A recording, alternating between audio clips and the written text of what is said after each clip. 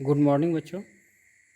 आज हम लोग जो है सामाजिक विज्ञान पढ़ रहे थे। सामाजिक विज्ञान में हम लोग अर्थशास्त्र पढ़ चुके थे। अर्थशास्त्र में 3 चैप्टर्स हम लोग पढ़ चुके थे। पहला चैप्टर जिसमें हम लोगों ने पढ़ा था, पहला चैप्टर हम लोगों का था विकास। दूसरा चैप्टर हम लोगों का जो था वो अर्थव्यवस्था के क्षेत्र, और तीसरा चैप्टर हम लोगों का जो था मुद्रा एवं साख। ये तीनों वीडियोज आपको डिस्क्रिप्शन बॉक्स में लिंक मिल जाएगी, या आप जो सजेशन में आपको दिख जाएगी, आप वहाँ से भी देख सकते हैं। ठीक है, तो आज हम लोग इन्हीं 3 चैप्टर्स के बेस पे जो है कुछ एमसीक्यू है, उसको हम लोग सॉल्व करने की कोशिश करेंगे। ठीक है,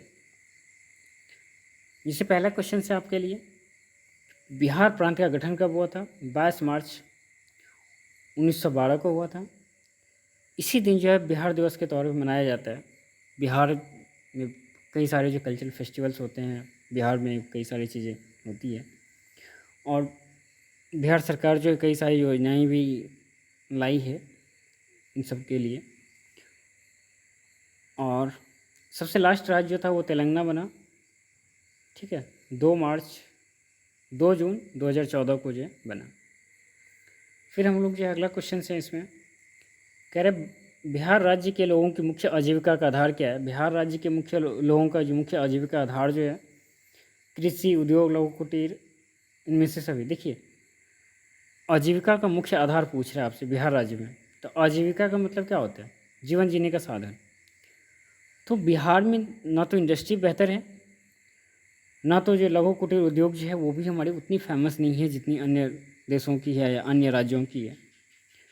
तो सबसे ज़्यादा अगर हम लोग बात करें तो हम लोग सबसे ज़्यादा जो कृषि पे डिपेंडेंट है।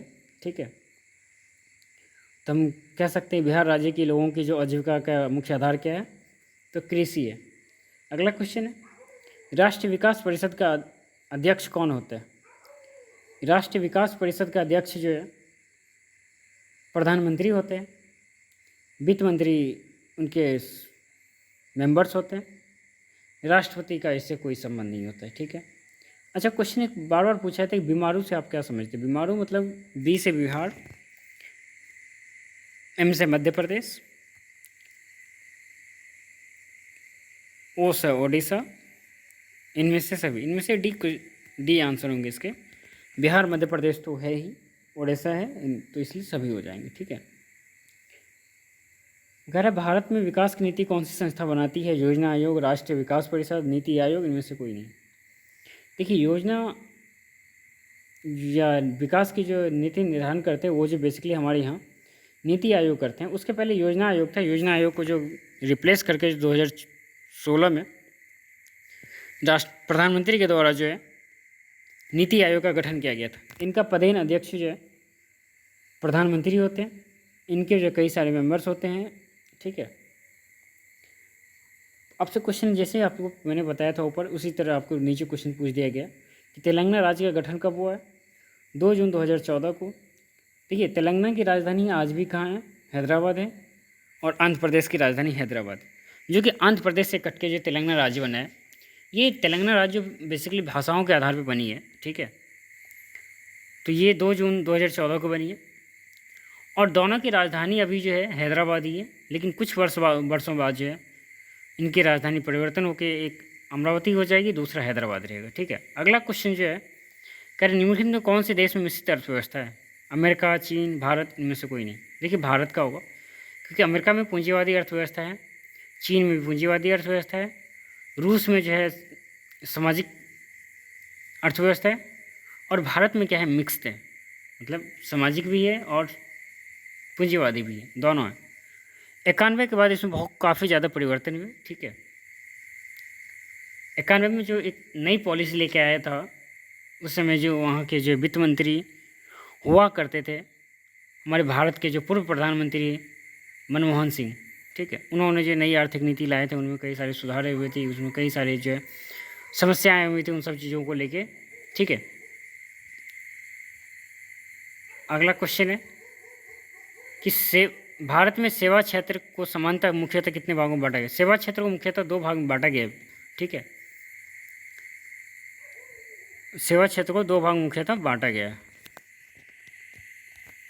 अगला क्वेश्चन है कि बिहार में पंचायती स्तर पर महिलाओं को आरक्षण कब दिया गया? 2004, 2005, 2006 और 2007। देखिए बिहार के में जो पंचायती राज स्तर पर 2006 में जो है महिलाओं को आरक्षण दिया गया।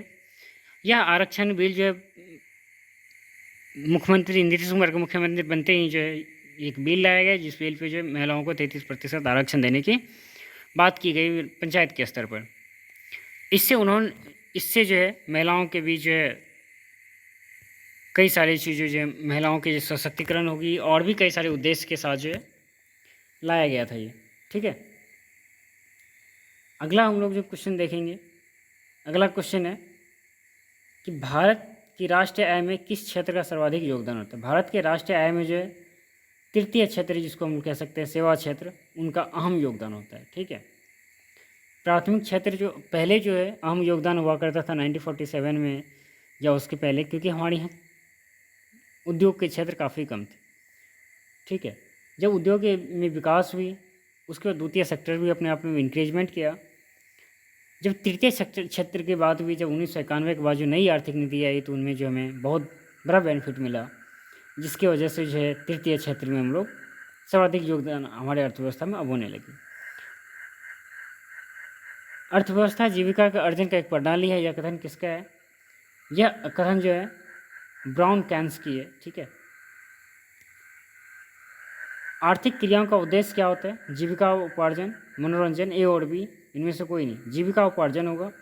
देखिए कोई भी इंसान जो है अगर आर्थिक क्रिया करता है तो वो बेसिकली जो है कमाने के लिए और अपनी जीविका चलाने के लिए जो है काम करते हैं। ठीक है, योजना आयोग को भंग कर आप कौन सा आयोग बनाए?